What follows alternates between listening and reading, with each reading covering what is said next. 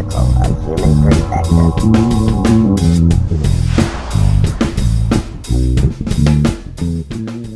Welcome to Unbiased and On the Fence. I'm Shane.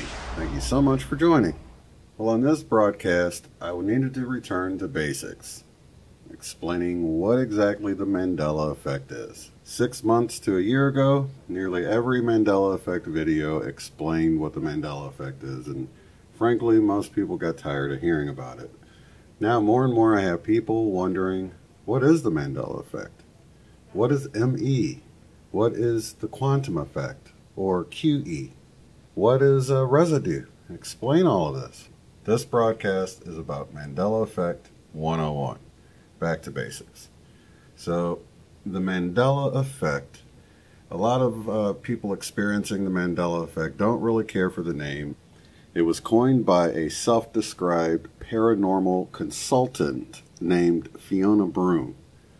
She coined the phrase in relationship to Nelson Mandela dying, and many people remember him dying in the 80s, yet he died again in 2013. That's the origin of the name. Officially, scientists, people who don't realize the Mandela Effect is a real phenomenon, they refer to it as people, lots of people, misremembering all of these events. But for people that are indeed experiencing the Mandela Effect, it is all too real. And they're sharing all of the same memories, remembering things that apparently never existed before. Pair that up with residue, which is little things left here and there of the way things originally were. People know they're not going crazy. They know they're not misremembering things. So, I want to talk about my 100% items because they're the only things that I know for sure have changed, just as if my eye color changed and I would know that. So these are 100% changes for me. The first is Rodin's Thinker statue. Rodin's Thinker statue, for me, I had one as a child that sat on my desk. I had it for years. I would draw it. The fist was to the forehead. Now it appears the fist has always been under the chin and the eyes are open. And he's got something sticking out the side of his head, which wasn't there before. His body is completely twisted onto the left leg. All of these changes were not that way originally. Now, let's get into residue. Here we see the guy who originally posed mimicking Rodin's Thinker statue in the nude way back then. There's numerous pictures where you see the softball team here, all of them are posing the way the statue used to look with the fist to the forehead, yet if you notice the statue in the background, it's under the chin. And there's other photos just like this where people are posing, mimicking the statue, yet the statue is not in the pose that they're mimicking. And the people are in the pose that people remember the statue looking like. And I am one of those people. Like I said, I had one, and I would draw it from time to time. I had trouble making the fist to the forehead look right. It was in one of my favorite childhood shows, Mr. Wizard's World. It has changed in all of these instances. Another big one for me was the Mona Lisa. Now, I photoshopped a version of this Mona Lisa with less of a smile than she currently supposedly always had, but I know we would have discussions about whether she was smiling or not because it was sort of a smirk, not really a smile. But apparently, in this reality, it appears that she's always been smiling. Another one for me was the biblical scripture about the lion and the lamb in Isaiah 11:6. The lion shall lie down with the lamb. It now says the wolf will dwell with the lamb. But this too has residue. Take a look at this. The lion will lie down with the lamb. There'll be no more killing or destroying. Now, if you go to look this up, you'll find web pages that pop up that say misquoted Bible scriptures and things like that, as if it always existed the way it is now.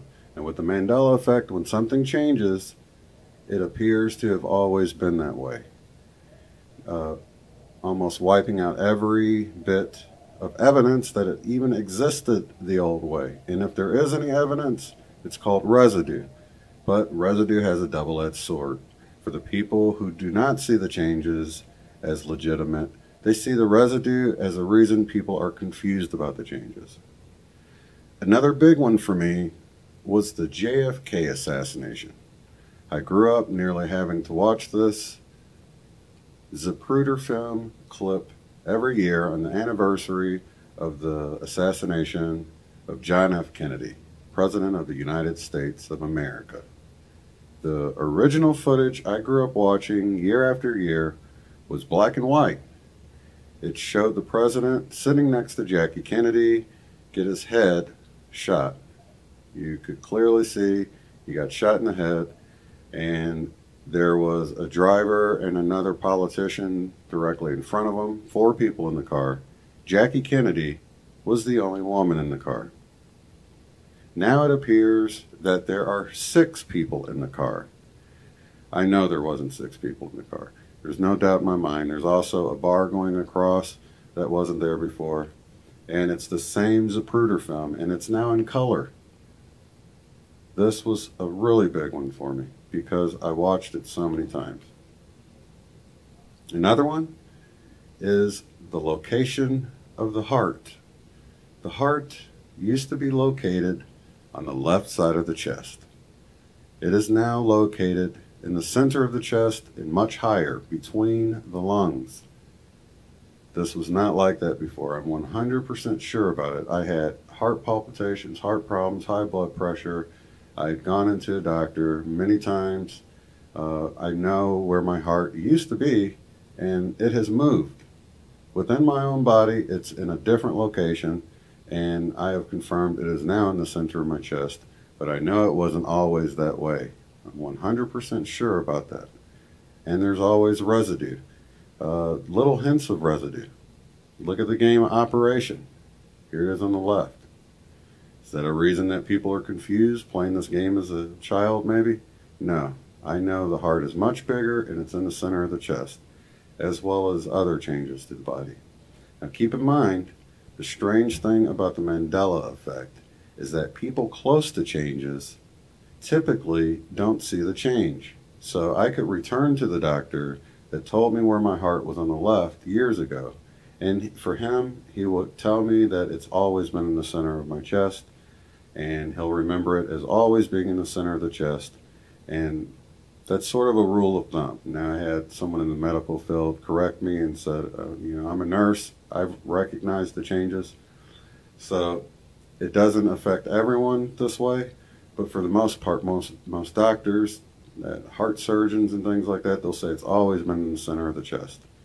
And that's sort of the paradox with this whole phenomenon. Another big change for me was geography changes to the land mass.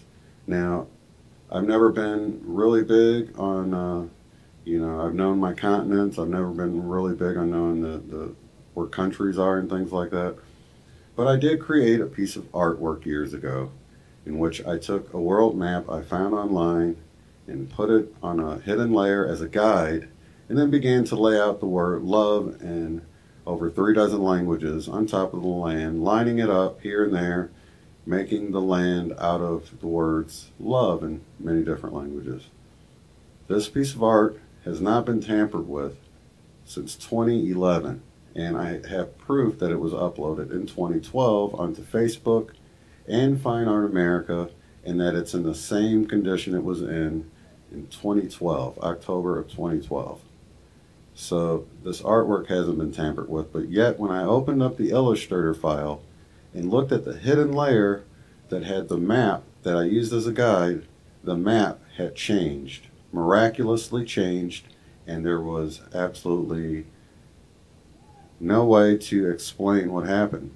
It looks like I just completely ignored the map as a guide and just set the letters up where I wanted in places. It looks like I missed I would say hundreds of islands that I just skipped over. Other ones, looks like I just put a word out in the water. So clearly there was land there before. I don't know what happened. I don't know what land moved where or what happened. But you can check out that video where I go more in depth into the changes to the map. Many people have noticed how South America looks like it's been moved really far to the right. That wasn't reflected in my map changes. So I'm not saying it didn't happen, but maybe that part of my artwork changed. Maybe everything moved over with the whole continent. But there seems to be extra land to the west side of South America that wasn't there before. And many other changes. So please feel free to look at that. And I also have another video where I show the website you can go to see where the artwork was uploaded in 2012 and hasn't been changed. It's still in the same condition it was in back then, and it hasn't been tampered with. Another big one for me was growing up with the cartoons Looney Tunes. I know they were spelled tunes, like cartoons, T-O-O-N-S. They are no longer spelled that way. It's spelled Looney Tunes, T-U-N-E-S. Now, I know many people will refer back to the Merry Melodies and say, oh, well, it was building off of the music. But if they already had Merry Melodies, they already had a name for the music. Cartoons was a new expansion to the Merry Melodies, so they were naming it after the tunes. Now, there's people close to that might remember all the way back, it being T-U-N-E-S, but I know as a child, for me, it was T-O-O-N-S. There's no doubt about it in my mind. Another one that I came across myself was the American 5-cent nickel. The nickel that we currently have has supposedly been around since 2006, yet it's new to me. I know it hasn't been around more than a couple of years at best, but supposedly it's been around for over a decade. It's been our main nickel. I know it hasn't been our main nickel. Another really big one for me was Roman numeral 4. Now, growing up, I learned my Roman numerals. It was always IV for 4, and clocks always had IV. There was never any instances where you would see 4 I's for the number 4 on a clock. Now, I know that there's still instances now where they'll use IV for 4, but in the history, growing up, learning Roman numerals in school, there was never an I for a number 4. It just didn't happen. Now you look in many clocks, even at the end of one of my favorite movies, The Outsiders, when they show the clock in the courtroom, has 4 I's for the number 4. I know it had an I and a V. There's no doubt about that in my mind. I would have noticed 4 I's for the number 4. Another one I noticed was in the movie The Golden Child. Eddie Murphy, Chandler Gerald, his character, went down the steps to meet the serpent lady behind the screen. His question to her was, "Tell me about the kid." I remember I watched that movie dozens of times, but apparently in this reality, he says and has always said, Tell me about the golden child. "Tell me about the golden child." This is new, but it appears to have always been that way. Another one is from the movie Moonraker, a 007 James Bond movie, where the character Jaws met Dolly. He smiled at her, the light blinged off of his metal teeth. She smiled back and had a mouthful of braces, and it dinged off of her mouth. But in this reality, it appears she never had braces. The scene makes no sense at all without her having braces. The connection was made because they both had metal on their teeth. Another big one for me was "Life is like a box of chocolates" from Forrest Gump. Now it appears he's always said life was like a box of chocolates. It did not say that before. It has changed. And there's residue to support the fact that it used to say life is like a box of chocolates. There's apps, there's behind the scene clips, so we know it wasn't life was like a box of chocolates. Another one that I grew up on, is Mr. Rogers' Neighborhood. The song he would sing is, "It's a beautiful day in the neighborhood," but not anymore. Now he sings, "It's a beautiful day in this neighborhood," and appears to have always sang it that way. Another show that I didn't watch, but I certainly remember the title, Sex and the City. It is now Sex and the City. I don't know why people don't notice it. Maybe they're too close if they used to watch it. And they say, no, it's always been Sex in the City. But like anything else, there's residue to show it used to be Sex in the City. Same way with the movie Interview with a Vampire. Now it appears to be Interview with the Vampire. And it appears to have always been that way. Another one is Fruit Loops. Fruit Loops, for me growing up, was spelled fruit, as you would normally spell fruit, loops. But now fruit apparently is spelled with 2 O's and appears to have always been that way. Swiffer Wet Jet now just has 2 F's. It used to be spelled Swifter, but pronounced Swiffer. Everybody still called it Swiffer, but it was spelled Swifter. And I remember that like yesterday. When I look at the title now, it just looks crazy to me. A big song one for me that I'm 100% sure has changed, because it was where I learned the term City of Angels. I learned what that term means from the song by the Red Hot Chili Peppers, Under the Bridge. He would sing City of Angels. Now it appears he's just always saying City of Angel. So many of these changes are apparent to so many people.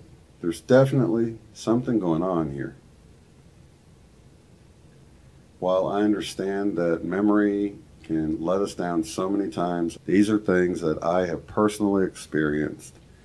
Some of the other strangeness surrounding this phenomenon is that not all changes affect all people.